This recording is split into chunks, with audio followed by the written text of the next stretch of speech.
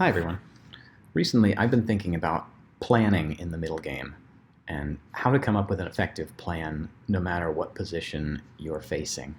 I've been trying to dive back into a couple books that I own on this subject, but I thought one of the best ways to tackle this would be to start looking at some games to dive into mid-game positions where it's sort of unclear what to do next, and then see if I can come up with or formulate a plan.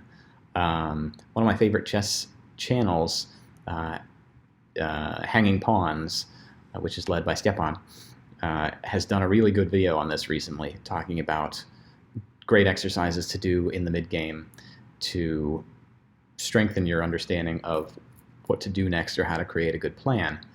So I wanted to choose a game and see if I can practice this technique. So I've chosen this game, which was Sergei Ovseyevich against Alexander Morozevich, played in Yurmala, which is the seaside resort town outside of Riga in Latvia. This game was played in 1992, back when Morozevich was still pretty young. And yeah, he does some excellent things with his knights in the mid-game in this game, and I wanted to highlight that, but particularly I wanted to highlight once he's got the positional trump card that he was looking for, I wanted to dive into what people should be thinking about how to do next. So let's dive into the game. The game started with knight f3, and we'll look at this game from Black's perspective. So we'll just dive through a few of the opening moves here. This goes into a King's Indian defense, sort of by transposition. And at this point, white castles, but it's important to note that had white not castled, that this central tension here, white's not winning a pawn. It's good to just take a look at that line quickly. That after queen takes, rook takes, knight takes, there is knight takes e4,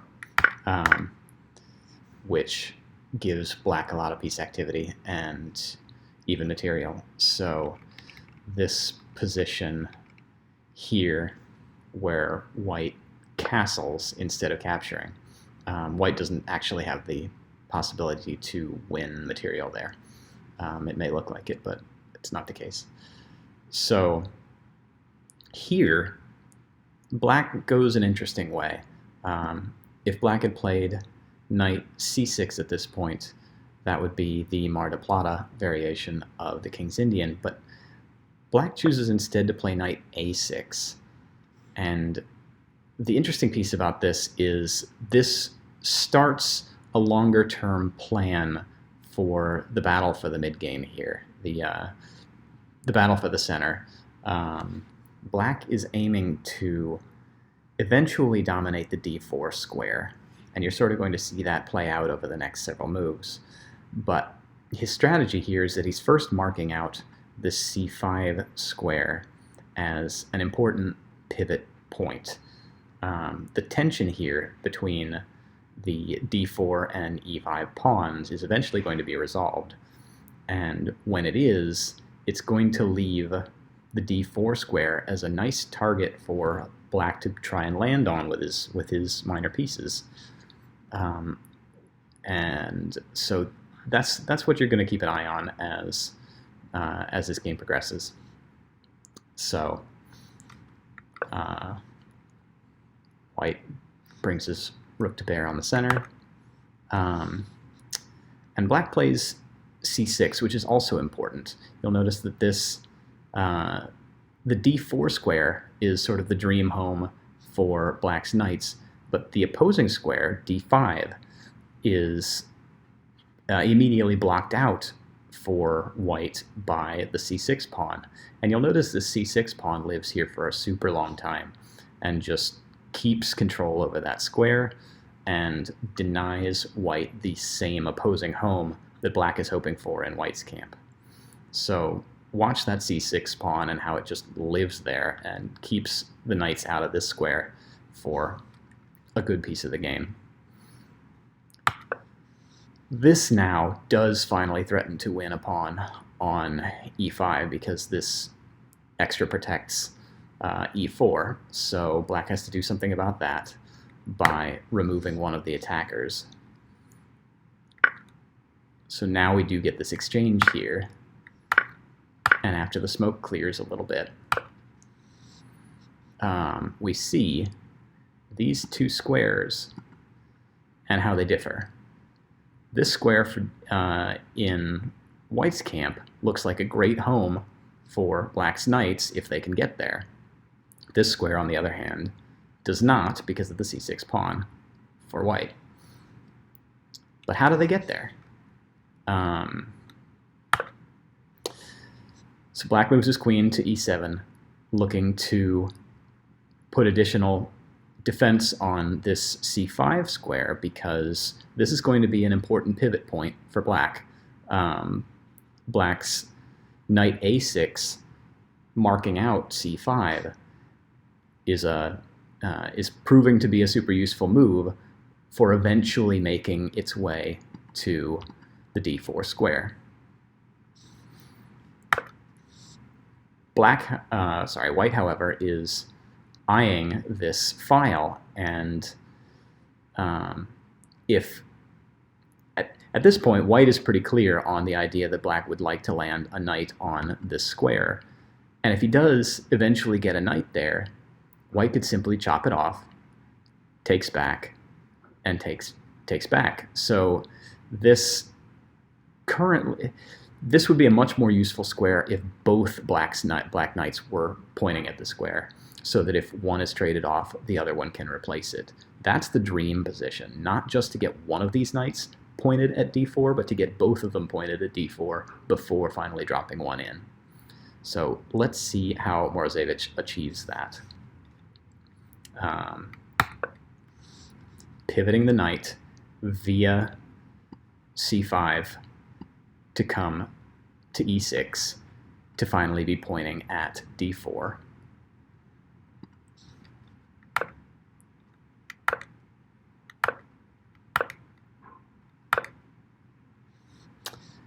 This threatens to pick up a7, so this defends a7, but it also marks off c5 again.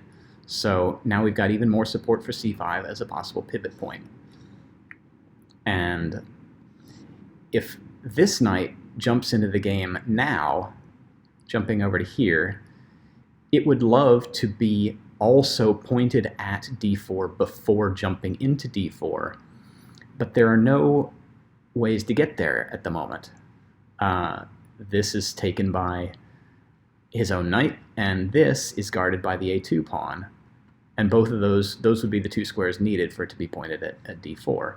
But after white's next move, that gives black just enough time to leap in there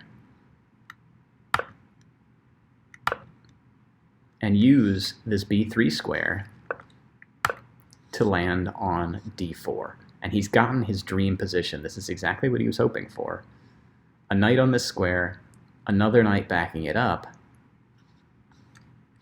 whereas for black, this c6 pawn is keeping the knight out of the same opposing useful home.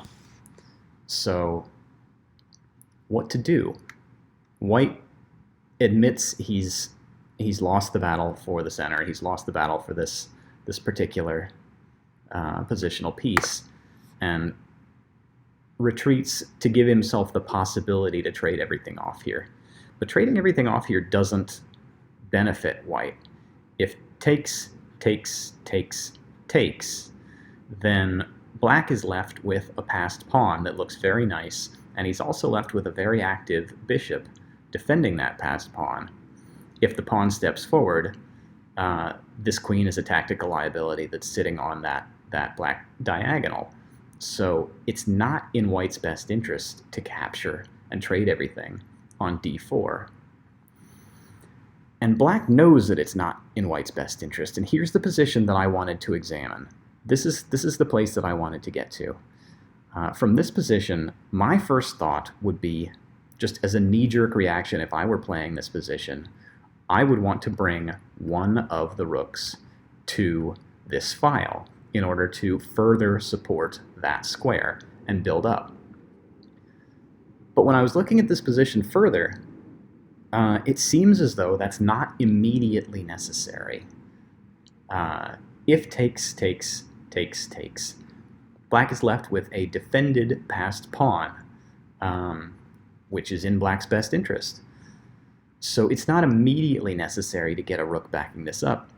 So is there something that Black could achieve with this move instead of that? Is there something more accurate that Black could achieve here, a better plan that Black could go for? If you'd like, take a minute to pause the video at this point and see if you can look over the position and decide what a good plan would be for Black now that he's achieved his previous plan of getting this perfect dream home for his knights. What do you do now that you've got that secured? Pause the video and take a moment to see if you can figure that out. So for me, when I was looking at this position, what started to become clear was that this knight, White has to tolerate this knight on this spot because trading is bad for him.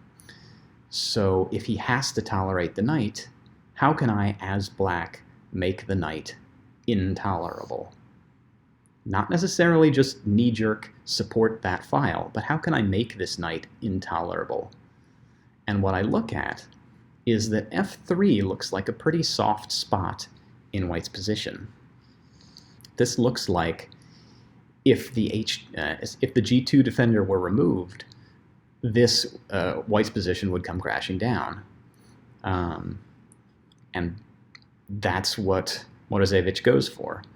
He lunges at the king side with h5. And White pulls the bishop back, but h4. Clearly h3 is coming next, which will force this g2 pawn to flinch and will emphasize this weak spot on f3.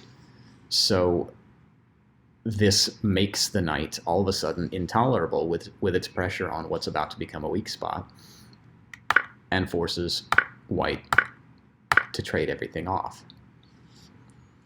So now this is how Morozevich converted the idea of getting a dream home for those knights into a different kind of advantage, which is this protected passed pawn.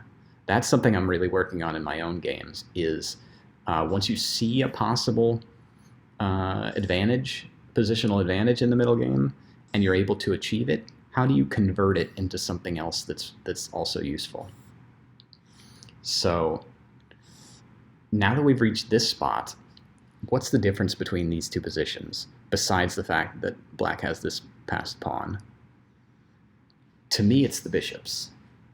It looks as though the light square bishop for White doesn't really have a useful diagonal, whereas the dark square bishop definitely does. This queen here is still a tactical liability, and this pawn would love to move forward.